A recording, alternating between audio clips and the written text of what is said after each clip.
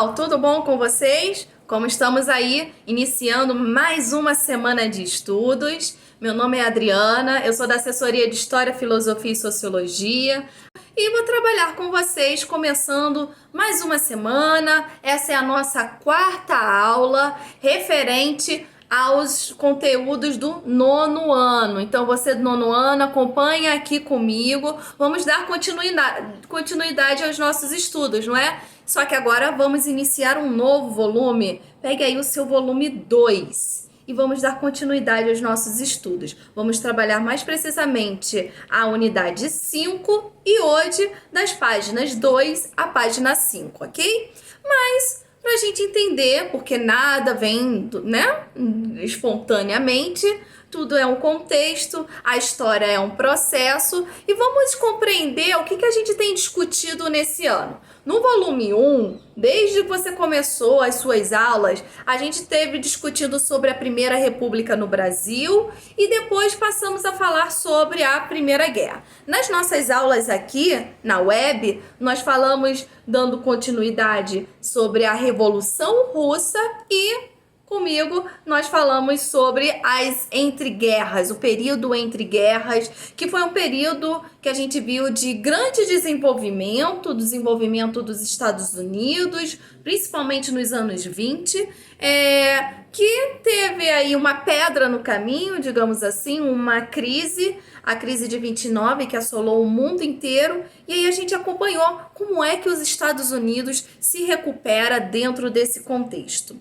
Hoje, iniciando o volume 2, nós vamos dar continuidade a compreender esse período que a gente está chamando de entre guerras, tá bom? Só que agora nós vamos nos aprofundar sobre um outro aspecto. A gente estava voltado sobre a questão americana. Agora vamos voltar os nossos olhos para a Europa. O que é que está acontecendo na Europa no finalzinho dos anos 20, mais precisamente na década de 1930, começam a se desenvolver o que a gente chama de regimes totalitários. E é esse o tema da nossa aula de hoje. Vamos falar sobre os regimes totalitários e autoritários, que não é a mesma coisa, mas tem relação entre eles. E na nossa próxima aula, vamos dar continuidade a esse assunto falando de casos específicos. Mas para a gente entender o que surgiu, como surgiram esses regimes, que a gente vai nomear aí do fascismo, do nazismo, a gente precisa compreender o contexto europeu e as características gerais. Para entender isso, você precisa compreender o que veio antes. Para isso, a nossa primeira tarefa, sempre aí a tarefa aí para vocês, é realizar a trilha. Vai realizar a sessão da sondagem da trilha aí do seu volume 2, da unidade 5, e vamos pensar aí, ao trabalhar nessa trilha, a pensar sobre a trajetória da Alemanha, que é um aspecto importante para o nosso papo de hoje, a constituição da Alemanha, da Itália como país, o desfecho da Primeira Guerra Mundial. A gente precisa estar atento a isso. Vocês lembram? Vocês lembram o que aconteceu? Primeira Guerra Mundial, a Tríplice Aliança, Tríplice Entente, não faz tanto tempo assim, e que traz aí a entrada dos Estados Unidos para esse cenário e a saída da Rússia, que passa por uma revolução e vai se constituindo como a União Soviética. É importante estar atento a isso. E diante de tudo isso, no desfecho da Primeira Guerra Mundial, nós temos aí a Alemanha taxada aí como a grande perdedora e que foi submetida a acordos, o Tratado de Versalhes. É importante a gente estar atento a esses aspectos para compreender como que esses regimes políticos vão se constituir na Europa, ok? Pode ir lá fazer, eu espero. Na verdade, eu não espero. Você vai dar um pause aí, vai fazer lá a sua trilha e aí volta para cá. Ou pode deixar para depois, tá bom? E aí, fez? Tudo bem. Para a gente começar a dar, então, a compreender, a ligar os pontos de todos os aspectos que a gente estava trabalhando, eu convido você a analisar essa imagem aí, que você pode conferir melhor no seu livro, tá lá na página 2, do seu volume 2, vamos lembrar disso. Na página inicial aí da nossa unidade, tá colocando para vocês uma análise de duas imagens. São duas fotografias. A primeira fotografia é sobre o quê? Olha lá. Quem é que são os sujeitos que estão aí de capacete, de armas, num campo de guerra? São soldados que estão aí participando, estão nas trincheiras na Primeira Guerra Mundial. Agora vamos olhar para a segunda imagem aí, que é de um homem com um carro. E você tá vendo, a gente pode ler pela legenda aqui que tem um cartaz no carro dele dizendo $100 em dinheiro, compra este carro. Perdi tudo no mercado de ações. E aí, gente? O que isso tem a ver com o tema de Entre Guerras, Adriana, de regimes totalitários? Tem tudo a ver. Para a gente compreender como surgem esses regimes, a gente precisa ver que a trajetória da Europa ela é marcada por crises. Primeiramente, temos a Primeira Guerra Mundial, que vai levar, né, a mudança do cenário, do dia a dia, das pessoas. E aí depois temos a crise de 29, que foi o nosso papo das nossas duas últimas aulas, que levou muitas falências, a uma nova crise diferente da Primeira Guerra, mas também estão relacionados. E diante de um período de crise, o que pode acontecer? Novas ideias podem surgir. E aí eu peço para que a gente tá afiado, é preciso a gente estar bem, né, compreendendo esse período. E eu convido você a realizar a nossa segunda tarefa, que é realizar a sessão Organize as Ideias. Vamos organizar as nossas ideias? Aquilo que a gente já sabe, aquilo que a gente aprendeu. Então vai lá na página 3 do seu material e realize essa sessão. E aí, depois que você realizar essa sessão, eu quero que você preste atenção em um conceito chamado de nacionalismo. Pode ir lá, eu espero. Na verdade, eu não espero, você vai dar o pause. Ou então, depois a gente resolve, você pode resolver depois dessa videoaula, que a gente vai estar trabalhando com essa sessão na nossa live. Não perca, hein? Então, para a gente compreender esse cenário que está se montando, principalmente na Europa, eu convido vocês a analisarem aqui comigo esse esquema. Então, vamos lá, gente. Acompanha aqui comigo esse cenário mundial para a gente poder construir uma lógica do como é que vai aparecer esses regimes totalitários na Europa. Esse aqui uma representação, né, pequena, reduzida, mas do cenário no fim da Primeira Guerra Mundial. A gente tem de um lado os Estados Unidos, tá vendo ali? No cantinho. Os Estados Unidos saem como da guerra? Entra na guerra, participa, manda homens, manda recursos, alimentos, vende. Estados Unidos sai lucrando dentro da guerra. Por quê? Porque a guerra, apesar de ter participado da guerra, ele não tem perdas territoriais, não tem perdas em infraestrutura, diferente do que acontece na Europa, que é esse nosso cenário aí do meio. Nós temos Reino Unido, França, Itália, Alemanha, lá dos vencedores e perdedores da guerra. Mas a guerra, ela traz a crise para todos, não importa quem venceu, quem perdeu. A Alemanha foi a mais penalizada, que tem que pagar indenização aos países vencedores. Vai ter uma série de imposições pelo Tratado de Versalhes, não esquece isso, mas, por exemplo, o Reino Unido, a França, que saíram vitoriosos, ok, mas perderam homens, perderam as indústrias que foram voltadas para a produção de armamentos bélicos, sem falar que a produção nacional ela ficou estagnada. Então, uma série de fatores, mesmo com a vitória, leva a Europa como um todo a um estado de crise. E lá do outro lado, aquele que sai no meio da guerra, que era a Rússia, passa por uma revolução e passa pelo regime socialista, se tornando aí a União Soviética. Esse é o cenário final aí da década de 10, início da década de 20, esse é o cenário mundial. Já na década de 20, o que vai acontecer com esse cenário? A gente viu nas nossas últimas aulas, você não vai esquecer isso, que os Estados Unidos teve um crescimento econômico muito grande, principalmente, não vai esquecer o American Way of Life, que vai ter desenvolvimento industrial e vai impulsionar também no modo de vida, na sociedade, no modo de vida de ser. E aos poucos as outras economias, elas vão se recuperando. Elas se recuperam com base naquele liberalismo, no capitalismo, próximo aos Estados Unidos. E a União Soviética continuando ali a se desenvolver. Esse desenvolvimento muito grande dos Estados Unidos, no primeiro momento, concede empréstimos, vai arcar com a recuperação da Europa, depois essa Europa ela vai começar a se tornar mais independente, a produzir mais, o que vai levar, lá na década de 30, primeiramente a uma quebra, né, dos Estados Unidos com a crise de 29.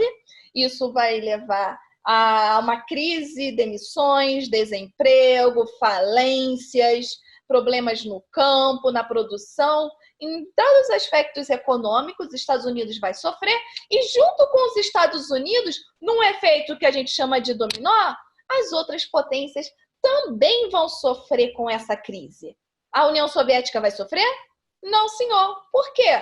Porque a União Soviética não compactua com o regime liberal, capitalista, que foi, né, liderado aí pelos Estados Unidos. Depois, como vocês viram na nossa última aula, os Estados Unidos se recupera através do New Deal, mas para que todo esse cenário aqui montado? Para vocês verem que aconteceu a Primeira Guerra, a Europa entra em crise. Aconteceu, aí depois que a Europa está se recuperando, novamente a Europa entra em crise com a crise de 29. E a Alemanha, no meio de tudo isso, a Alemanha ali, que teve um momento áureo, né, próspero, cai com o fim da Primeira Guerra Mundial, vai se recuperando, cai novamente. Como é que fica o sentimento alemão?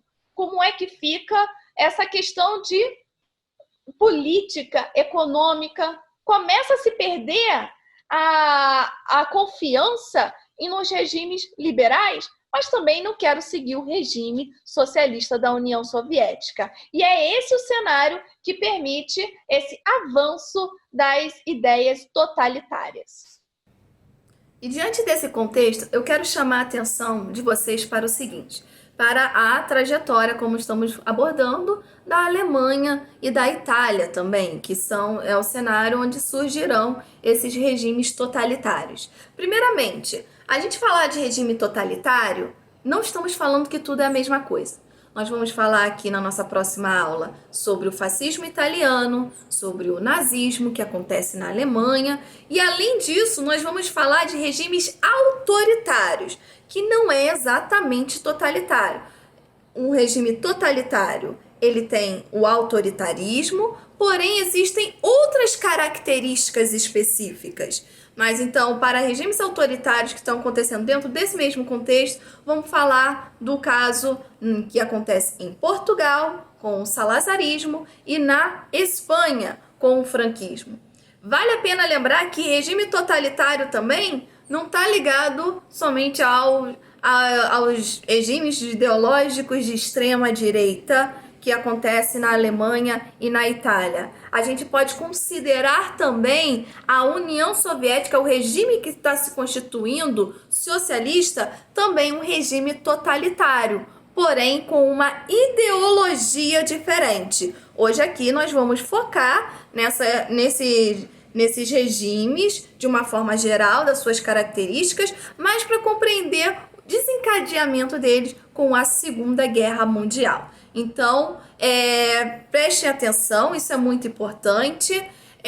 Quando a gente fala de autoritarismo, nós estamos falando de características políticas em que impede o exercício da democracia. Quando não há democracia, ou seja, não há a participação popular através do voto, das tomadas das decisões políticas. Então, temos aí regimes liderados por um grupo ou por um sujeito que vai dominar questões políticas, econômicas, militares dentro de um país. Quando a gente está falando de regime totalitário, o totalitarismo, há algumas características específicas que eu quero chamar a atenção aqui com vocês. A primeira deles é a existência somente de um partido único. Ou vocês podem estar vendo também a nomenclatura de unipartidarismo. A partir disso, a gente entende, então tem representação política? Tem. É autoritário? Sim. Mas essa representação política, ela não dá espaço para divergência. É somente um grupo que assume o poder a partir de uma proposta política que lhe é imposto. Pensando nisso também, uma segunda característica dessa imposição consequente é o uso da violência. E esse uso da violência é legalizado, autorizado pelo Estado. Então, vamos estar acompanhando em regimes totalitaristas a atuação da polícia para o controle interno e, inclusive, o combate a perspectivas contrárias ao regime político vigente e o militarismo para a defesa da nação, do país, contra ameaças externas que vão se caracterizar. Uma terceira característica aí é o uso forte, né, dessa ideia, dessa ideologia na educação. Então, a gente começa a compreender como é que as pessoas aceitam. Essa é uma grande questão. Como as pessoas aceitam a existência desses regimes dentro da sua nação?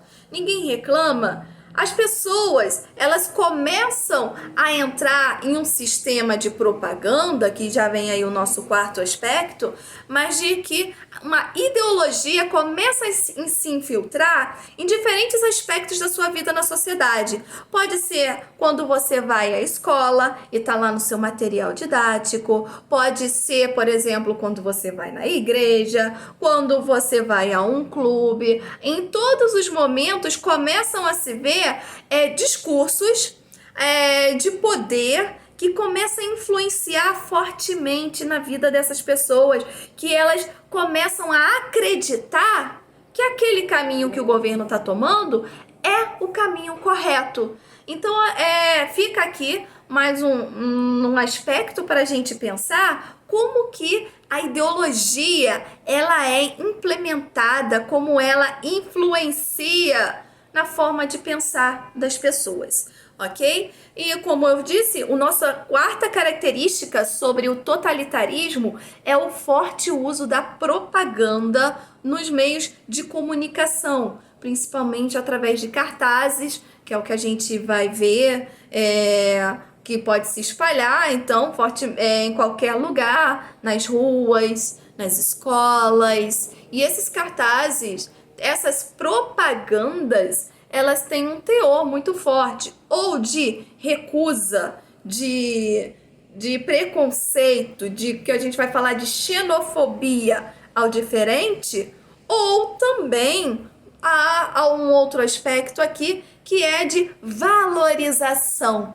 do governo, valorização do líder. E esse é o nosso quinto aspecto do totalitarismo, que é o culto à personalidade do líder. Você vai começar a ver, por exemplo, nas casas, nas instituições públicas, sempre vai ter um retratinho do líder, né, sendo cultuado como aquele que guia a nação, que aspira à confiança. Nesses discursos, como já comentamos aqui, nós temos um outro aspecto que aqui eu já perdi as contas, 1, 2, 3, 4, 5, sexto aspecto aqui, né, na minha colinha, desse uso de um nacionalismo exacerbado.